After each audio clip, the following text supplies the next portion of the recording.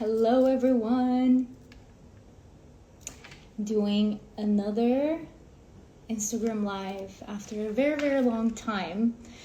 Those of you who have been on my page for a while remember how I used to do these every week when I lived in Hawaii in the jungle with all the peacocks yelling in the background, the chickens. You remember that. If you remember that, then you've been here for a while. How I was doing this in the jungle of Hawaii, and really bad connection. Everything was just a mess, but I was showing up every week to talk about different things. And today I felt really inspired to come on here and do more of a live session rather than doing my monthly YouTube videos. If you know, I do monthly tarot pulls for the collective on my YouTube channel. And this time I just wanted to address something that's been happening quite a lot in my life, quite a lot in my surroundings, is this aspect of the feminine and how the feminine and women are currently journeying in our collective. So I thought this is a really important one to address in a more informal setting rather than a whole edited video on YouTube. I will post this on YouTube.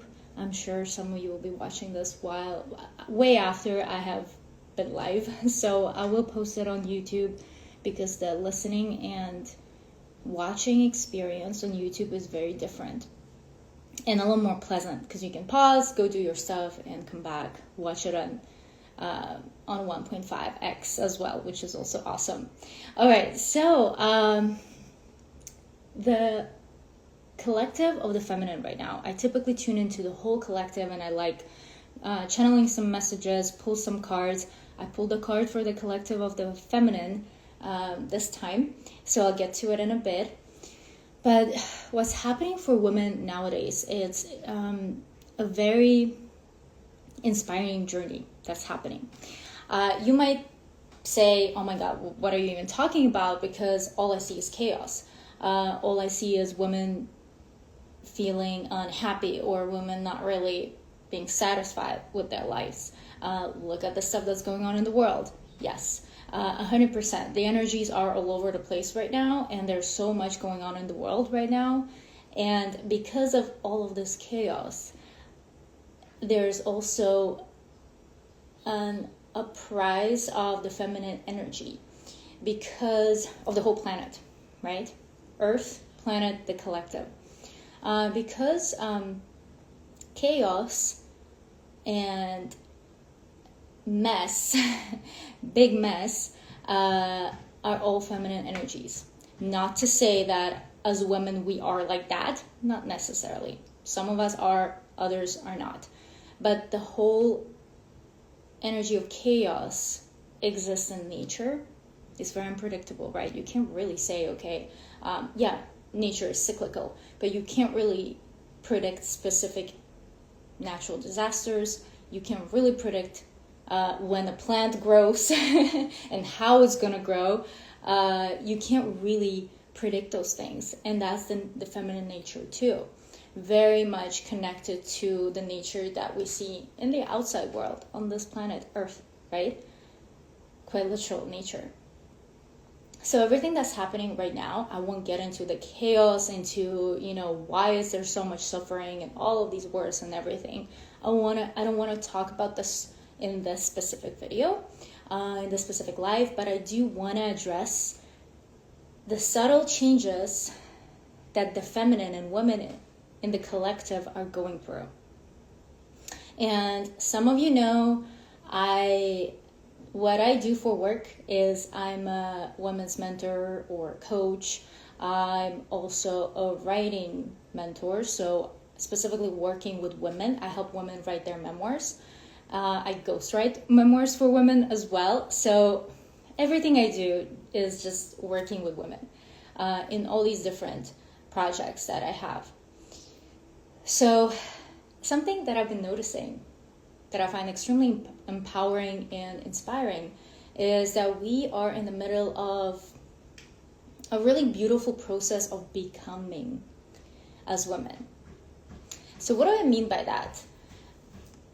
I talk about this a lot, that as women, throughout history, we never really had an image of what an empowered woman actually looks like, feels like, speaks like, talks, speaks, communicates, like who the empowered woman is. Hearts back to you, Venus on Sunday. We never had that. And because of that, as you can see throughout history, things have been just like changing like this, right? If you look back to 1880s, what were women like back in the day? If you look at 1920s, a very different role in society that women had in all these different places. Different cultures had different things going on. I like comparing my culture with like the more Western, say America. Very different 1950s in my country of Ukraine and the Soviet Union, how women were operating in that society compared to what was going on in the 1950s in America, in the United States. We had, the whole idea of like the housewife in the United States, and then Ukraine being under the Soviet regime, you couldn't even, women were doing everything. They were working with men in factories, but then coming home and taking care of the kids and cooking for the husbands and all this stuff. So very different things were going on in different countries. I'm aware of that. But if you really zoom into every decade or every different century, women had a completely different role. And of course, overarching role was that they're so much more oppressed and suppressed than men. I won't go into the Soviet Union part because there's so much more going on, so many more layers of the oppression of women in the Soviet Union. But while there's this constant control of how women are supposed to show up in our society, it keeps shifting and showing up in very different ways. And sometimes the oppression of women is disguised by, this is what's empowering you. So a big example is the modern times, which I will get into in a sec. So this whole becoming, I love that term, and it's what I call my 6-week program, Becoming Women. It's not meant to imply that we are headed in a specific direction to become something static, like becoming women. Okay, now I'm a woman. But it's to imply that we are on a constant journey of shifting and changing and experimenting. So I feel like this whole idea of not really having a role model of womanhood throughout history is like a blessing in disguise, because it's placing us in this really experimental way of being. And I'm saying all of this from a very privileged position. I am aware that in other countries, women can't even reflect on their needs and their wants and their desires and who they want to be, because they're so oppressed and they're still under all types of regimes and systems. But coming from the place that I'm at on a social level, we are, we get the chance to really treat womanhood as a laboratory, which is really exciting, because we're not working towards a destination. We're constantly experimenting. Okay, what works and what doesn't work, and it's been like that for the past 100 years, I would say. Before that, I don't think we could, because we were we didn't have any rights. We were seen as less than human. But since the feminism from the early 1900s, we have started to really question a lot of things and change things in our society. So this whole aspect of becoming is so inspiring and so beautiful nowadays, in my opinion. And I'm sure you're also feeling that inside of you, where you're questioning some things in your life, or you're questioning some things in our society. We're going through another big, like, micro shift. Well, we are in a big shift as a human consciousness, but we're also going through this, like, micro shift between generations for women, where we're questioning some things. And the questions that I keep encountering within myself and within my clients, my students, people that my friends, people that I work with, is this whole idea, okay, we have reached this time in our history where the majority of the Western world is considered very empowering for women. So our roles in society has become, we're empowered, we are independent, we are, we're easy to catch any patriarchal beliefs, oppressions, and we call them out. All of these feminist movements nowadays. And yet, there's still something going on that we can't quite put our finger on. And it's something that I've been noticing show up a lot. And you might be feeling it yourself. So as you watch this, I invite you to reflect on everything. Because if you really think about it, I'll ask you to just reflect on beauty standards. Very, very simple. If you think back to how you were raised and who was the celebrity that you admired, or maybe the person in your life that you admired, and how the trends have changed throughout your life, the beauty standards are constantly being rewritten, right? And they're not being rewritten by us women or us individuals. They are all being written by society, by patriarchy, by capitalism. And if you really zoom into everything, into these cultural aspects of beauty standards, trends, and all this stuff, if you really zoom into it, they have almost like a mask of empowerment. And yet underneath, they kind of feeding on our insecurities, or kind of selling us the same type of face. This is what a woman looks like. It's the lips, it's the whatever, right? I don't care what people do. I don't care if you get the lips or you get the boobs or whatever. Boobs were more the 90s, where every single woman needed boobs. Like, as you really look into those decades, and you start to see like a red thread of like, wow, yeah, the 90s were all about this. It was all about being skinny like a skeleton, and then it became this, and then it became that. And you'll see how these trends are all being written not by us individuals, but by society, by big pharma, by the people who run the huge businesses, by capitalism, essentially. And I feel like beauty standards are a very straightforward and very much in our face kind of tool that society uses to control us and, again, suppress and oppress women. It doesn't matter if you like the beauty standards, whether you align with the opinions of the current beauty standards. It really doesn't matter. But either way, our consciousness and our choices are very much being, on a subtle level, controlled. To some degree on a subtle. Sometimes it's very not on a subtle, very obvious and very intensely being controlled. So that was just a simple example.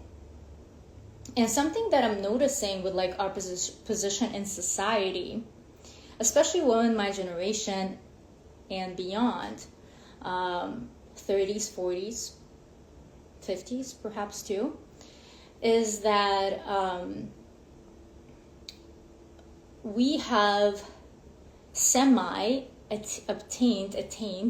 the same kind of level as men in our society. While not really, because we're still underpaid, we're still being treated differently in companies and in the corporate world. We are still very much different if you compare the very details of us versus men. And I'm just going to use these two genders to simplify things. I am totally for different gender identifications, but I just want to use men and women because that's the most obvious thing that I see in today's world. So we're kind of on the same level as men, but at the same time, not really. And while we're at the same level as men, right? We have all these positions. So many women work in corporate. So many women operate from their masculine, where you just have to man up to show up in the places where you work and where you can't be really a woman because for all the different reasons. You're not being taken seriously if you show up as a woman and not a man in a woman's body almost. Or because, for obvious reasons, there's also a lot of just predators in some workspaces where it's like, okay, only if I'm being the man in the team meeting, I avoid, guys hitting on me or whatever, right? I've heard stories like that. These are actual situations that I have heard from women working in corporate. I've never been in corporate, but a lot of my clients and students were and are still.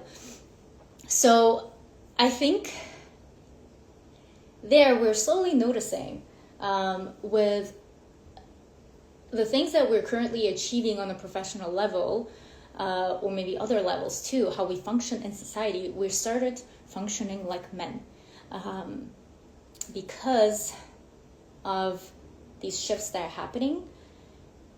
We started living men's lives, and that is extremely toxic. And a lot of women are waking up to the fact that, oh, I'm freaking burnt out. My reproductive system is a wreck. My hormones are a wreck. I'm unhappy. I'm experiencing all these health issues and everything. And then you ask them, well, what do you do for a living? What's going on? What's your career path? Your history? And you hear the same scenarios. It's always extremely patriarchal positions or extremely patriarchal workspaces where women burn themselves out, push themselves to their limits, and completely deny their feminine aspect, completely disregard their cycles. That's another one that I really want to address. Completely disregard the fact that they are in a woman's body, which is very different. Even our hormonal system, it's so different from men's hormonal system. Men are very, they have a 24-hour cycle. They're very consistent. Their hormones are always consistent. As you know, our cycle is 28 days. There's like a million things going on throughout the cycle of 28 days. We go through all these different phases. We bleed for 5 days or less. We have the luteal phase where our bodies are preparing themselves to bleed and to release and go into this introspection. Guys don't have that. And our society is built in a way where women's cycles are completely cast away as, oh, you guys, this is just your thing, something that women do, but it's not the norm. It's almost seen as like, oh, something that happens just like to women, which is half of the population, if not more. Oh, it's just something that happens to women. The norm, however, is how male bodies function.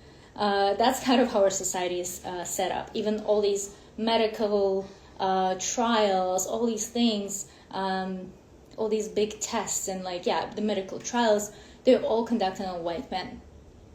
And then it's like, okay, so it's great for you to fast or do the intermittent fasting or the cold plunges because they've been tested on men and it does wonders for their system. But for some women, it just doesn't work. And so that's kind of what's happening right now. I think we are waking up to the fact that, oh, I actually have a female body and it's very different from what's going on with the men, and we're starting to realize that things need to change. And I think it's really important to mention that I'm all for those feminist developments, and I'm all for us having the same rights 100%. But we need to go about all of this in a very different way. And as you might have noticed, patriarchy is not just affecting us women, but it's also affecting men who are also burnt out and who are also feeling a little off these days, to say the least, right?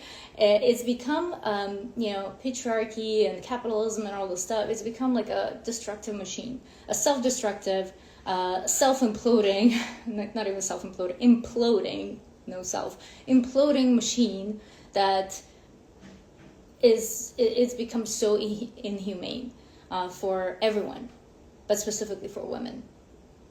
So we're slowly waking up to the fact that we're living like men, and there's a big, okay, what's next? What do we do?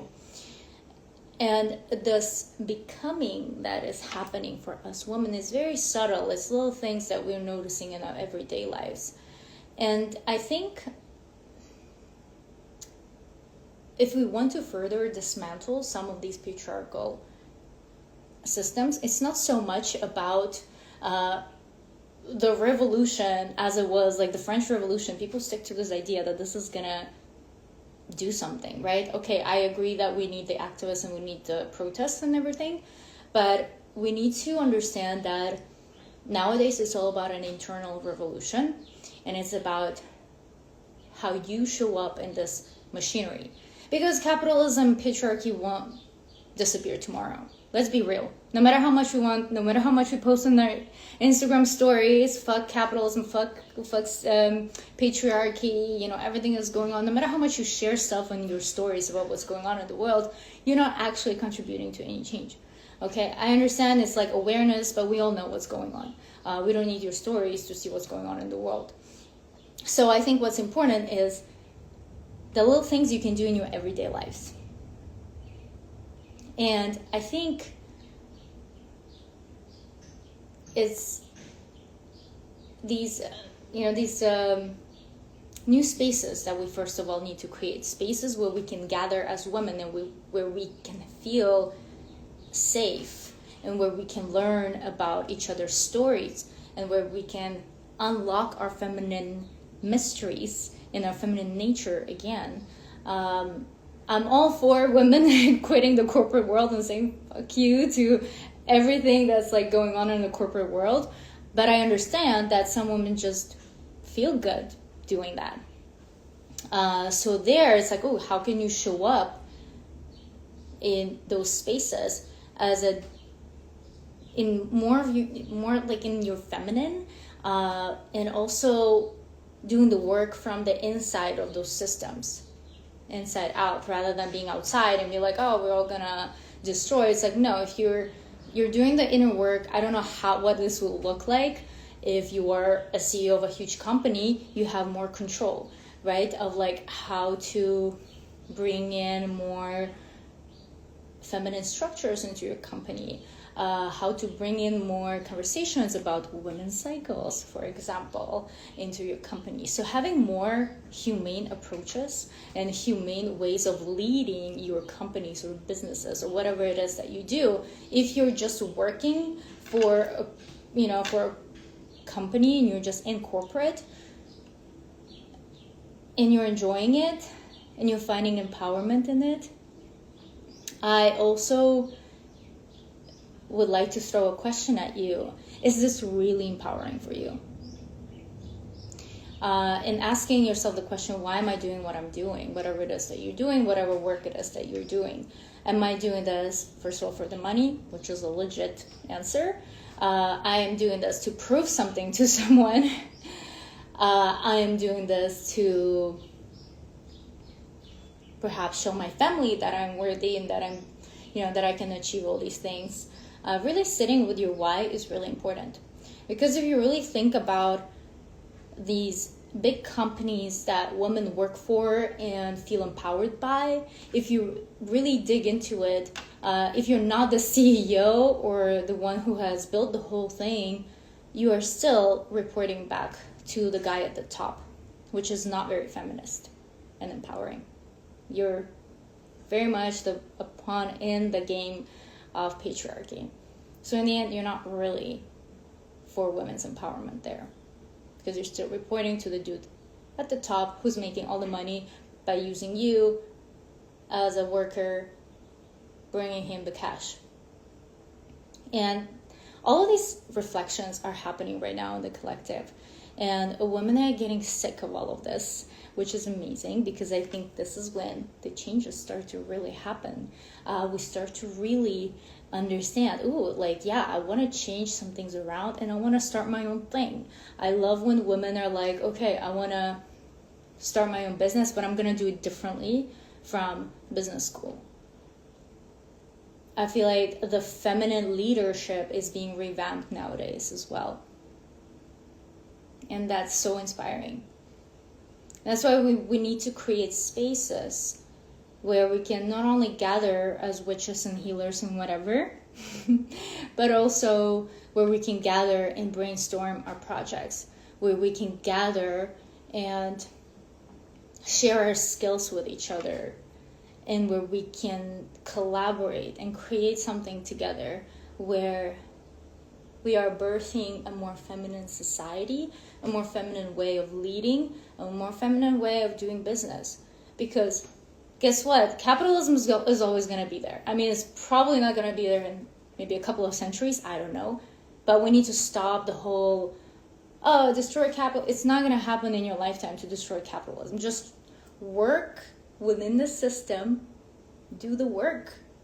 Be the rebel in the system. Play the game, but establish your own rules. And you can do it in such subtle ways that you don't need to go and overthrow the whole system. And that's why I personally feel it like it's so important to gather for us, first of all, and be more community oriented. So again, I want to emphasize, if you are, running a project, or maybe you're working for yourself, or maybe you actually have your own business, or you actually are a CEO, and I really want you to be more community focused. Try and see how can you actually work towards a more feminine society rather than contributing even more to the patriarchal society. And that's one of the things that we cover in my Becoming Woman 6-week program too. It's we go into all of these depths that we need to go into to work on our inner world first and foremost, where we connect to our values, where we connect to our self-worth, where we do the ancestral work as well, because our ancestry is deep inside of us. I think every single woman needs to do ancestral work, because everything that's around you in your life right now is of your own creation, but also your ancestors' creation.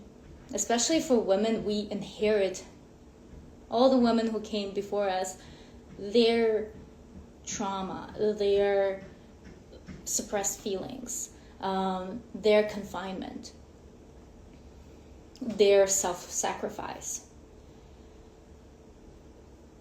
And if you really think about it, we inherit the collective past of the feminine, the ancestral of our own, our grandmas, great-grandmas stuff. We inherit that.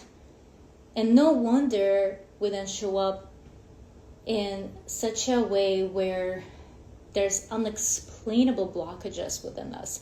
There is that fear that was present in the women who came before us. No wonder we feel that confinement.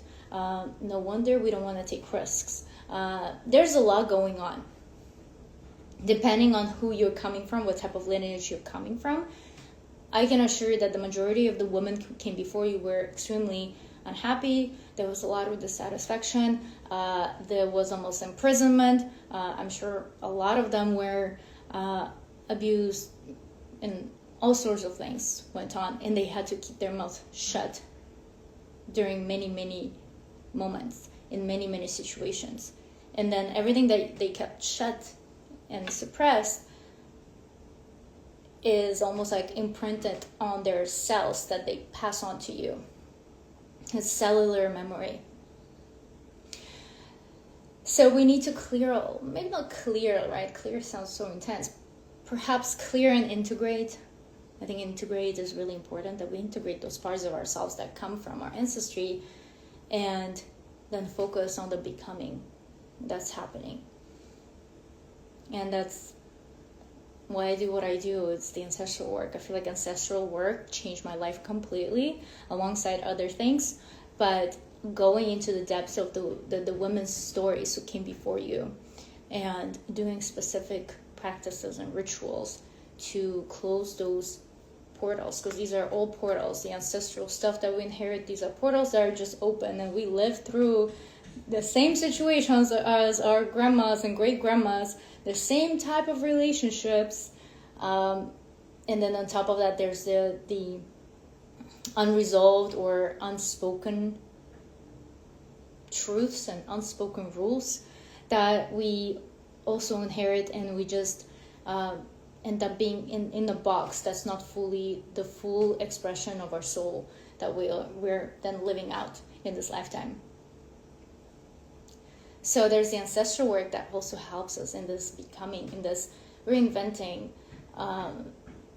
of what it means to be a woman of the future, what it means to be a woman while the earth and the collective are stepping more into the feminine energy.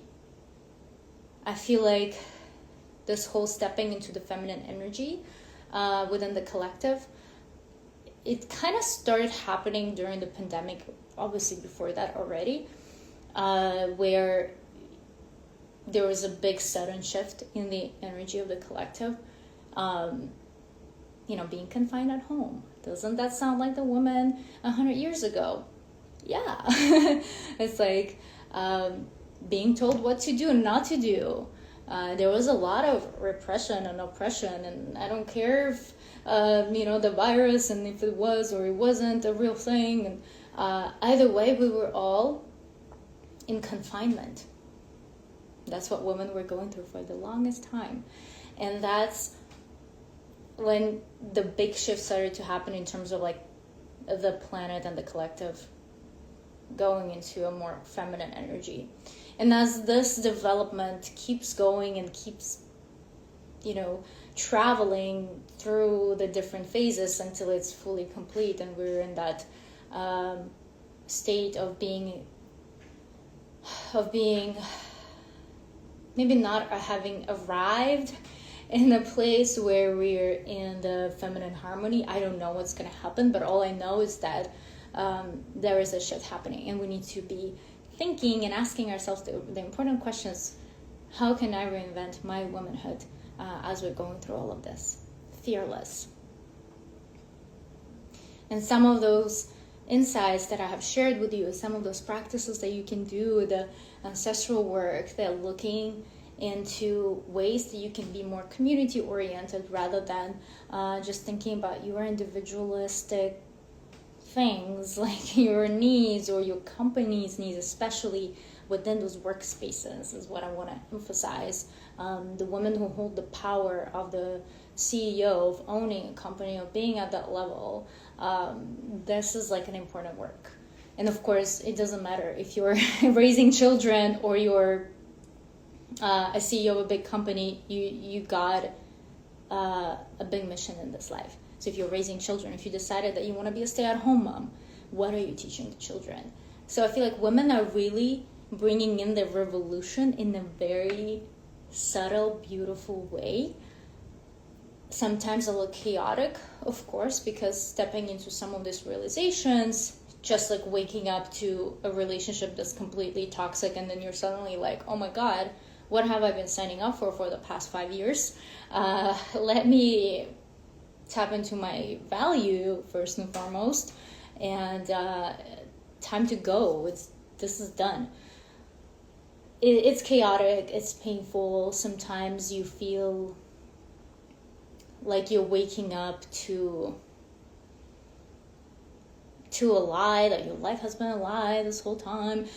People tend to catastrophize, but I just want to remind all of you that we're constantly in this constant becoming, in like, it's like a lab of becoming. We're constantly changing, we're constantly evolving. And if you're waking up right now and you're asking yourself all these questions about your role as a woman in this society, in this world, you're doing great. Even if for now you're not taking any big actions, just those questions and sitting with yourself in silence and meditation, in practice, in circles with other women. That's why I create Becoming Woman container as well. It's just so we can gather and we can share with each other on a deeper level, not the type of sharing we do when we go to the coffee shop with our friend, unless you have the friends who are amazing and you can have those conversations with. Not the type of sharing you do when you just meet someone at the supermarket. In that container, we go deep in our conversations, and it's so important to ask yourself those deep questions and have someone to hold space for you, to listen to you, or even chip in with some advice, brainstorm with someone, and make friends for life in the end. So even if you're not taking any actions right now, but you're feeling all these these changes as a woman, you're on your path, and things will start to slowly unfold for you that will show you the direction where you should be going into.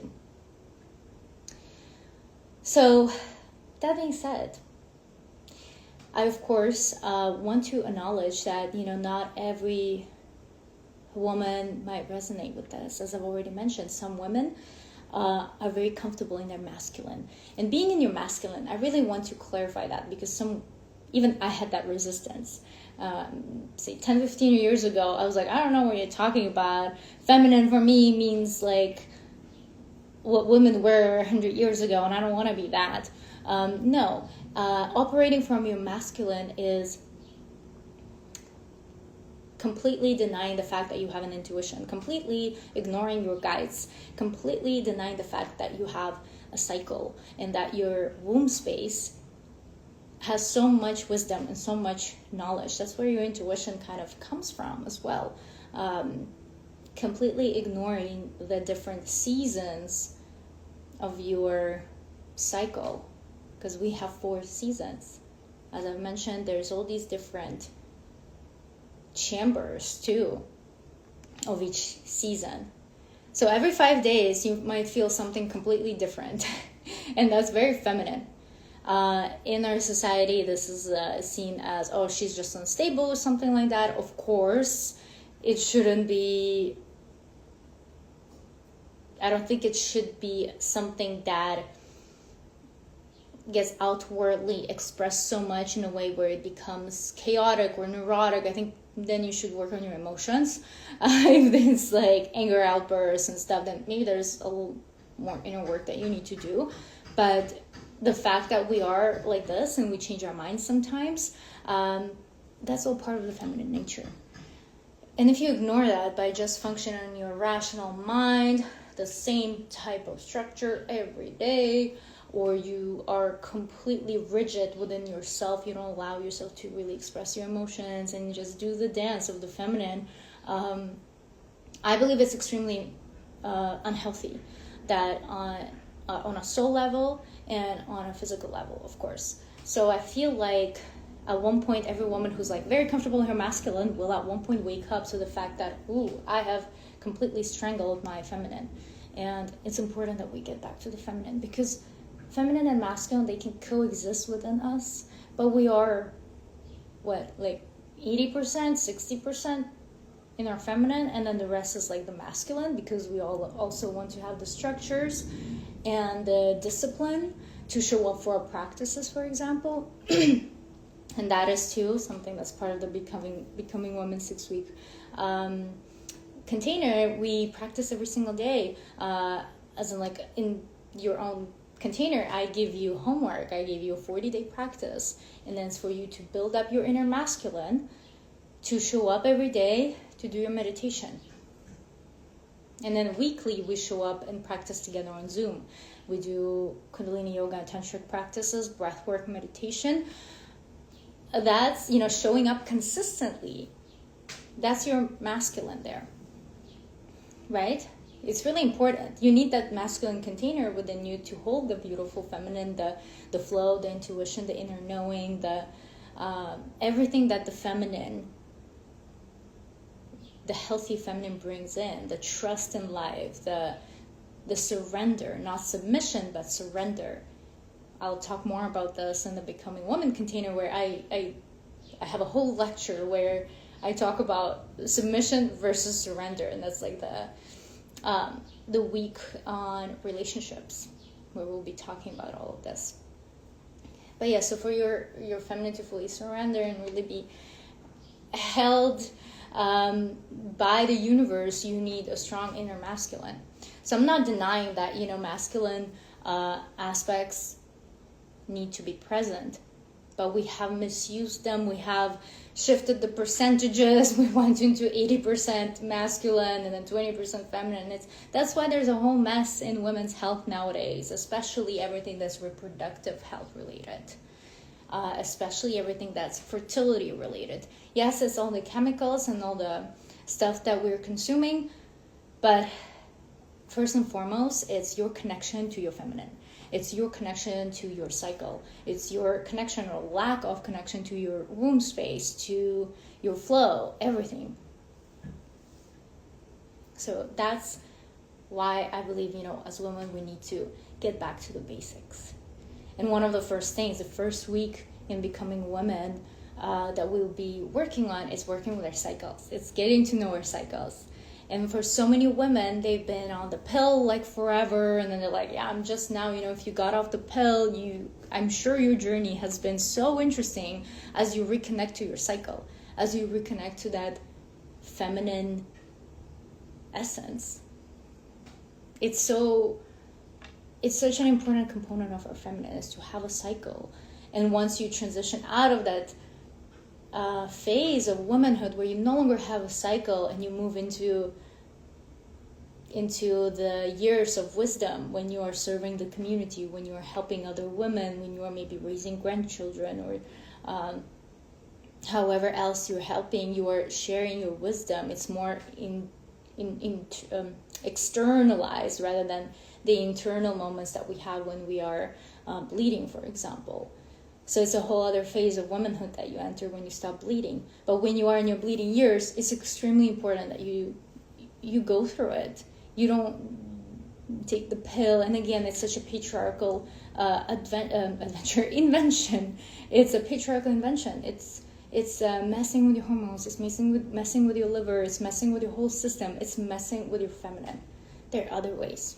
And that's another thing that I will be addressing in the Becoming Woman container. So, yeah, these are some of my thoughts and some of the messages I've been getting about the feminine, the collective of the feminine nowadays, and what I deeply encourage every woman. The card. I did pull a card for the collective, and it's the temperance card. And it's fully aligned with what I just started sharing, this idea of what I encourage women to do if you are feeling this call of yes, something's off and something needs to be awakened, or something is currently awakening in me that's changing my perspectives on everything, changing my desires, changing my path in life. I don't want to do whatever I planned for the next 20 years anymore because it's not me. Temperance. With the temperance card, there's first and foremost that idea of receiving the messages from your guides, from the divine, maybe the universe, if you prefer that word, receiving the messages from the ethers, receiving the messages that you've been ignoring. So this is all about slowing down a little bit. And that's a big, big issue nowadays for us women. We're constantly rushing. And that destroys our feminine essence, that destroys our feminine nature. Slow down. If you got children or you have a stressful job, that probably resonates with you. You're just like going on autopilot. Extremely destructive to your whole system and your feminine. So slowing down, that's the temperance card's message as well, is the slowing down in your movements. Not just slowing down as you walk or drive or whatever. It's literally slowing down as you move around, as you speak. Listen more. When you talk to your partner, your friends, instead of interrupting each other, can we listen more and actually register what the person is saying, actually looking into their eyes, making eye contact, slowing down, and listening what they got to say, their message, their whatever it is that they want to express. Instead of rushing into, I want to respond and I want to share my story, but I, oh yeah, me too, or I bet. Stop and allow the person in front of you to express themselves before jumping into your me, right? So slowing down in all the spheres of your life, how you cook your dinner, how you make your food, how you make your coffee in the morning, sit down and do some journaling and just land for a sec before you start life. That's the temperance card. Very much the feminine ways of moving through life. Cultivating in your everyday life. I know with all these big talks about the society, the working and corporate world, I know some of you aren't ready to quit their jobs and their corporate careers, but you can implement those little moments of getting back into your feminine in your everyday lives by slowing down, for example. And also maybe having some form of meditation practice or something where you listen to your inner being, where you listen to your guidance, whatever guides you have, where you listen to what's coming up. What is your inner world telling you? You get so many different answers just by sitting in silence. Another message for temperance is allowing all facets of yourself to surface and to coexist. What do I mean by that? Specifically related to women. We tend to, I think there is a struggle that's happening in women's collective of connecting to the dark feminine in a healthy way. The dark feminine is the darker aspects of your feminine, quite literally, but the parts of you that you might be rejecting, the parts of you that you were taught by your parents or your education that this is a bad woman. Like, these aspects of womanhood are bad. They are dirty. They're not good feminine. For example, your pleasure, your sexual parts, your sexuality, depending what type of household you grew up in, that was a big taboo. No. Expressing your sexuality in a healthy way, of course. I know there's a lot of misuse of our sexual energy around, especially when women are so fed up with their upbringing that they had and the society and everything. They're just like, okay, fuck everything. I'm gonna just rebel and I'm gonna, sleep around and I'm gonna just do this and that. I'm sure some of us have gone through these phases, right? So whatever you were taught as, ooh, this is bad girl behavior, that's the dark feminine. And it's so misused. It's like the pendulum is just on each end, right? It's like you're either in such toxic dark feminine, you operate from a toxic dark feminine aspect of you, or you completely ignore the dark feminine. You completely ignore that side of you that you're just playing the good girl the whole time. Oh, I just don't want to disappoint anyone. Oh, I don't want to hurt his feelings or her feelings, so I'm not going to speak the truth. Oh, I'm just going to say that, that day I can't meet up because I have an important thing, instead of just saying, no, I don't want to. I'm just going to play the good girl. I'm just going to put up with all this shit. Just so I'm not a bad girl in this situation. Step into your villain era, girl. Like, in the end, it's all about just setting boundaries. But for some women, it's like, no, I'm like disappointing. I'm being a horrible person if I set boundaries. No. See, that's like the opposite spectrum of just feminine toxicity that also exists, where women are manipulating, where they're competing with each other, where they're lying and gossiping and all these icky, like, we've all known this one woman who does that. Toxic dark feminine. So with the temperance card, just to bring it all back, we're being asked to hold the polarities within us and see the value in those polarities. We are so multifaceted as women. I will go into this in my Becoming Woman container too. There's a whole module on that where we go into, the multifaceted aspects of women. We have like 20 people living inside of us in a healthy way. We have so many facets. And if we don't hold the polarities, and if we don't integrate the polarities of our beings, we're in for a very frustrating ride in this lifetime. So working on that dark feminine of yourself, it's really important. You can channel it into art. You can channel it, in more experimental spaces, whatever you feel inspired to do, but stop starving the dark feminine in you. And again, there are toxic ways of expressing the dark feminine that you absolutely shouldn't even get into. Please don't, because this is just a life of suffering. The whole, I'm gonna manipulate the man, and I'm gonna manipulate him so he falls in love with me. Like, all of this stuff, this toxic dark feminine. I see a lot of the stuff on the internet, so that's the examples I use, and I'm like, what are you even talking about? This is not dark feminine, this is toxic feminine. But we will get all into all of this in my Becoming Woman container. So those of you who have signed up, you're in for a ride. It's gonna be beautiful. We're gonna review all spheres of your life. We're gonna brainstorm together how we are showing up and to show up in the future as women in today's world.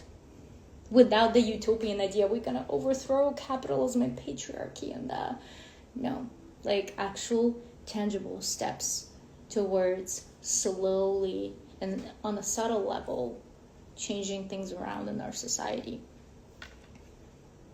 So this was the Temperance card's message. Maybe this inspired you to do some shadow work to connect with your dark feminine. Maybe it inspired you to create some more balance in your life and just slow down a little bit. Take all of this advice. All right, those few people who are live here, thank you for listening to me. And those of you who are watching this on replay, share your thoughts, share any aspects that resonated with you, any insights.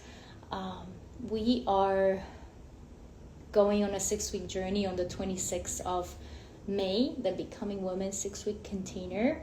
And I'll just take the time for a couple of minutes to explain what this will all entail and where we will be traveling in those 6 weeks. I have already talked a little bit about what's going to happen there, but we will be meeting every Monday and Friday at 7 p.m. Paris time, 10 a.m. Los Angeles time.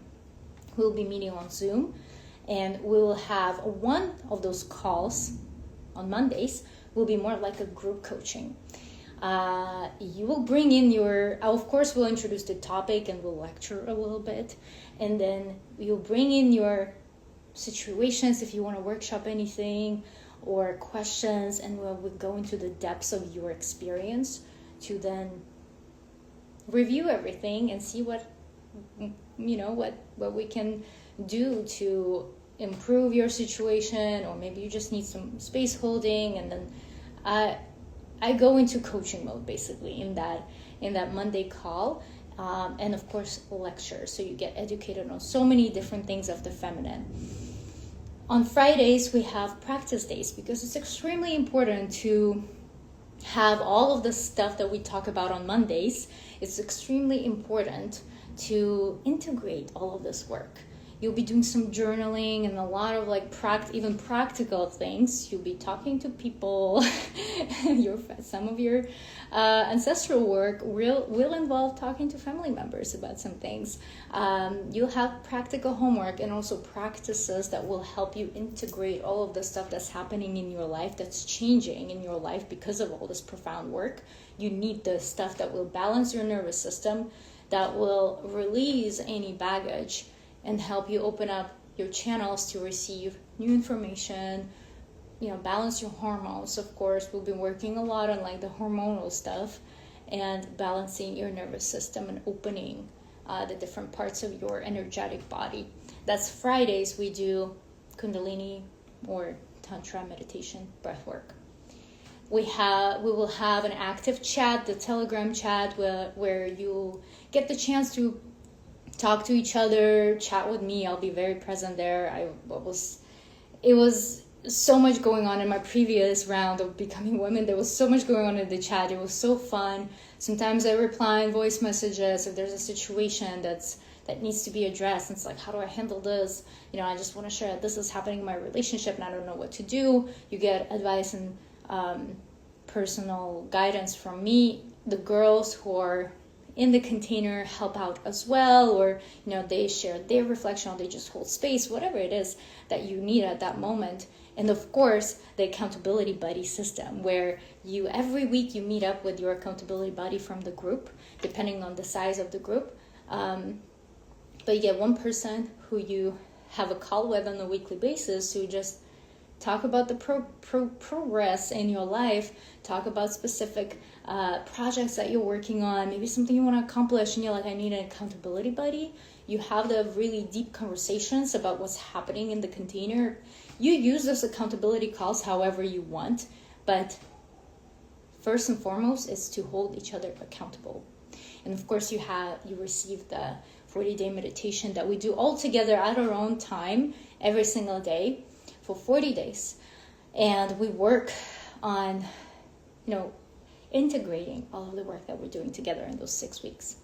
That and probably more things that I can't remember to mention right now, but it would be lovely to have any of you who are feeling called. We have just 5 spots left. It's going to be a small container. I don't want to I want it to be as personalized as possible, that it almost feels like you're working one-on-one with me, while also being in the community where you can build friendships and have those deep conversations. All right, dear ones, I'm wishing you all a beautiful rest of the week / your weekend, and I'll show up here soon again. Bye-bye.